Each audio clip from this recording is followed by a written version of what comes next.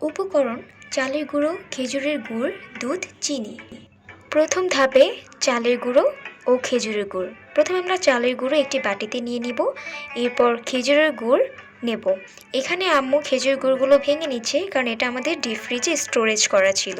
পাটিসাপটা পিঠা বানানো একেবারেই সহজ। এই ভিডিওতে আমরা আপনাদেরকে দেখাবো কিভাবে মাত্র 5 মিনিটে আপনারা বাসায় হুটহাট করে যখন মন চায় তখনই পাটিসাপটা পিঠা তৈরি করে খেতে পারবেন। ফুটন্ত হালকা কুসুম গরম পানি আম্মু চালের গুঁড়ো ও খেজুর গুঁড়োর মধ্যে মিক্সড করে নিচ্ছে, আর তাতে দিয়েছে সামান্য পরিমাণের লবণ। এখন আমার আম্মু এগুলো হাত দিয়ে ভালোভাবে মিক্সড করে নিচ্ছে। মিক্সিংয়ের সময় অবশ্যই খেয়াল রাখতে হবে খেজুরের গুড় যেন দানা দানা না হয়ে থাকে, তাহলে কিন্তু পিঠাটা খেতে একেবারেই ভালো লাগবে না। মিক্সড করতে করতে আপনি যখন দেখবেন আপনার লিকুইডটা এরকম একটি পারফেক্ট শেপে এসে পড়েছে, তখনই বুঝে নেবেন আপনার লিকুইডটি রেডি। চলে যাচ্ছি দ্বিতীয় ধাপে। এখানে 1 লিটার দুধ আম্মু আগে থেকে জাল করে রেখেছিল। দ্বিতীয় ধাপে আমরা ক্রিম তৈরি করব। এখন আম্মু একটি পাতিলে জাল করা দুধ পুরোটাই ঢেলে নিচ্ছে। চুলাটাও জ্বালিয়ে দিল। দুধটি কিছুক্ষণ জাল করতে হবে, তারপর এর মধ্যে 1 কাপ চালের গুঁড়ো দিয়ে দিতে হবে। চালের গুঁড়ো দেওয়ার সাথে সাথেই কিন্তু আপনাকে অনবরত নিয়ে যেতে হবে, এখানে কিন্তু মোটেও থামা যাবে না, তাহলে চালের গুঁড়োগুলো দুধের নিচে যেয়ে দলা পাকিয়ে থাকবে। এখন আমরা দিয়ে নিচ্ছি স্বাদ মতো চিনি, সামান্য পরিমাণে লবণ, যেন টেস্টটা ব্যালেন্সে থাকে। চুলাটা মিডিয়াম হিটে দিয়ে নাড়তে থাকবেন। 2 মিনিটের মধ্যেই দেখবেন আপনার ক্রিমটি তৈরি হয়ে গিয়েছে। পাটিসাপটা পিঠা খেতে তখনই ভালো লাগে যখন তার ভিতর ক্রিমটা অনেক ইয়াম্মি হয়। চলে যাচ্ছি তৃতীয় ধাপে। পাটিসাপটা পিঠার রাউন্ড শেপটি সুন্দরভাবে করার জন্য আমরা নিয়ে নিচ্ছি এখানে ছোট্ট একটি মার্বেলের ফ্রাই প্যান।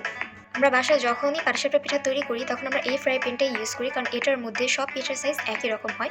রাউন্ড শেপ নিয়ে আর কোনো চিন্তাই করতে হয় না। এখানে সামান্য পরিমাণের অলিভ অয়েল টিস্যুতে নিয়ে আম্মু ফ্রাই প্যানে তেল ব্রাশ করে দিচ্ছে, যাতে করে পিঠা ওঠানোর সময় কোনো অসুবিধে না হয়।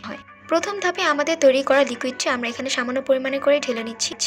এরপর আস্তে আস্তে করে মিশ্রণটি ফ্রাই প্যানে চারদিকে ছড়িয়ে দিতে হবে। আর হ্যাঁ, মনে রাখতে হবে চুলা একদমই মিডিয়াম আঁচে রাখতে হবে। হালকা হিট হওয়ার পর আমরা এর মধ্যে ক্রিম ঢেলে নিচ্ছি। ক্রিম আপনারা যে যেমন খেতে পছন্দ করেন ওরকম পরিমাণেই ঢেলে নেবেন। ক্রিমটি পারফেক্টভাবে অ্যাপ্লাইয়ের পর পিঠাটি আপনাকে আস্তে আস্তে করে রাউন্ড করে নিতে হবে। রাউন্ড শেপটি করার সময় একেবারেই তাড়াহুড়ো করা যাবে না, এতে করে পিঠাটি ভেঙে যাওয়ার সম্ভাবনা থাকে। তৈরি হয়ে গেল আমাদের পাটিসাপটা পিঠা। এখানে আমরা হালকা করে একটু হিট দিয়ে নিচ্ছি।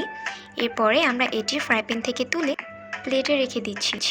এখন আমাদের একই স্টাইলে একইভাবে আরও অনেকগুলো পাটিসাপটা পিঠা বানাতে হবে। আমরা যেভাবে প্রথম পিঠাটা বানালাম ঠিক এভাবে একে একে করে অনেকগুলো পিঠা বানিয়ে নিব।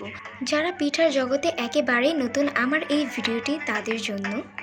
শীতকাল চলে এসেছে, এখন পিঠা খেতে কার না ভালো লাগবে। আপনারা যদি রাত্রেবেলা এগুলো বানিয়ে রাখেন, সকালবেলা নাস্তা হিসেবে খাবার টেবিলে পরিবেশন করতে পারবেন।